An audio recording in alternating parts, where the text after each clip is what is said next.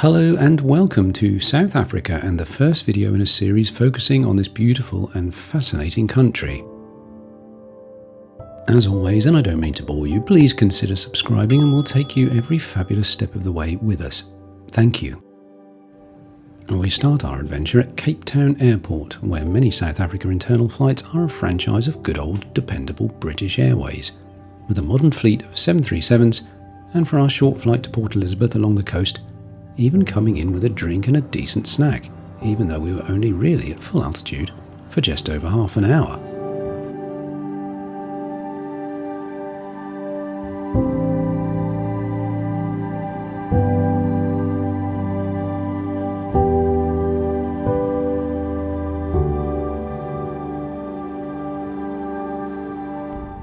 The aerial view you get of Cape Town area townships as you ascend is equally captivating as it is heartbreaking.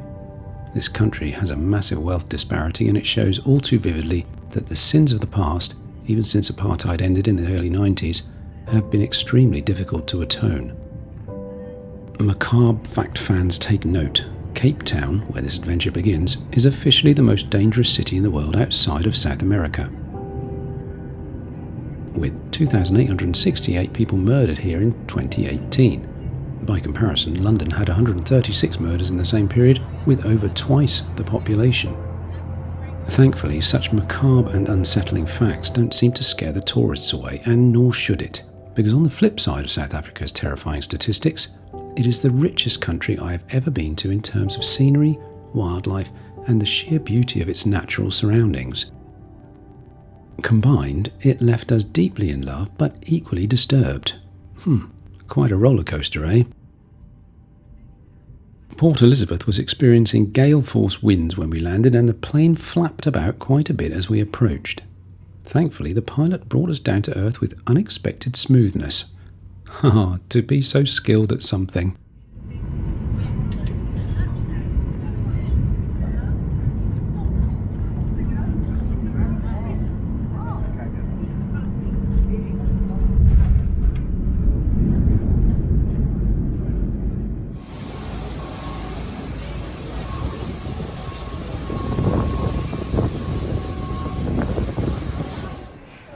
But with our flight over and collecting our cases from the tiny baggage reclaim area, we met up with our driver from a company called Ilios Travel, who provide private limousine transfers and were part of our organised trip put together by the excellent trail finders.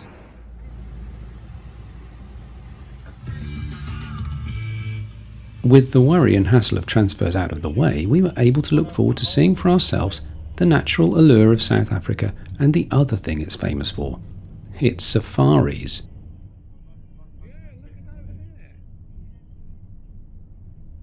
The reserve is 90 kilometres inland from Port Elizabeth and about an hour's drive. Once out of Port Elizabeth, the drive is pretty and the natural South Africa starts unfolding before your very eyes.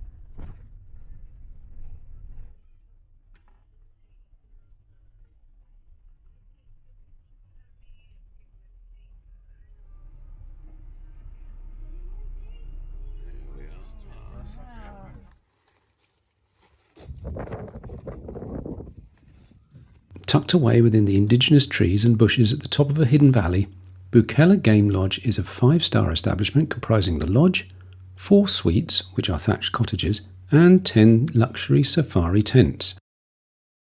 Bukela Lodge is one of 10 owner-managed establishments on the private 8,500-hectare Amakhala Game Reserve within the malaria-free Eastern Cape of South Africa, and is situated in the southeast of the reserve.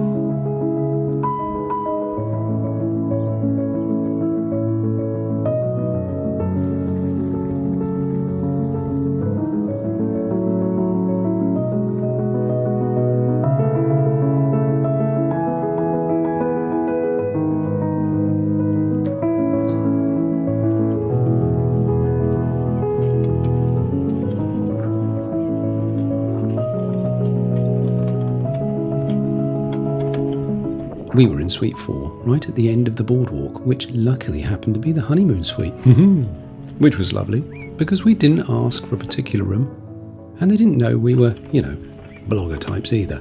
Thanks, Bukela.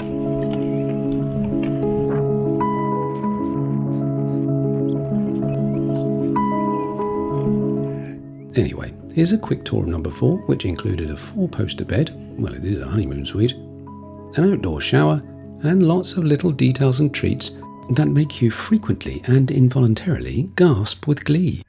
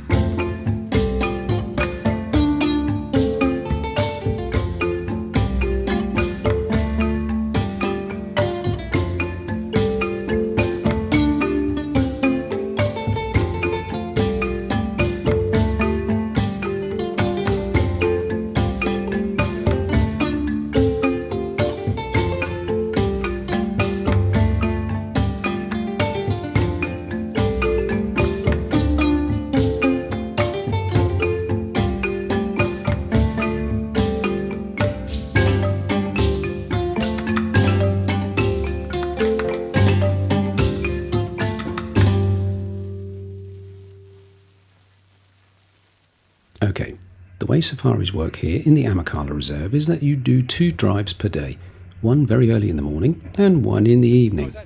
As we arrived at Bukela mid-afternoon, we were just in time to grab the cameras for the evening drive of that day.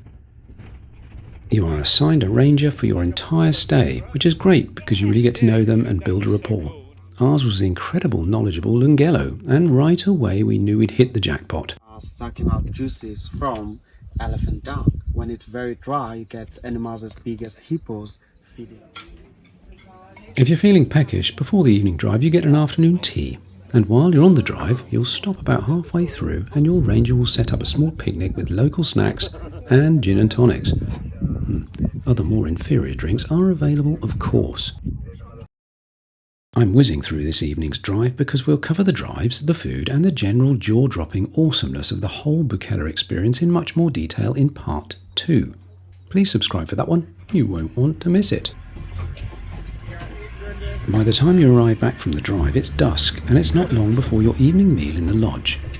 When it's dark, you're not allowed to walk from your accommodation to the lodge without being escorted by a ranger, who will come out and collect you.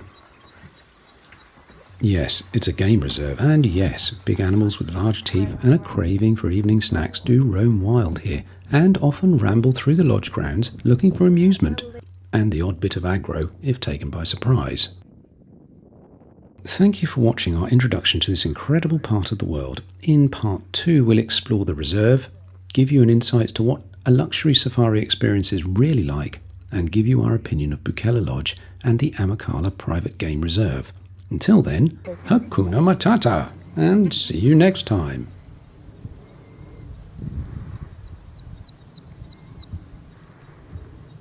Throw a load of these pictures away this evening. Take 1,000.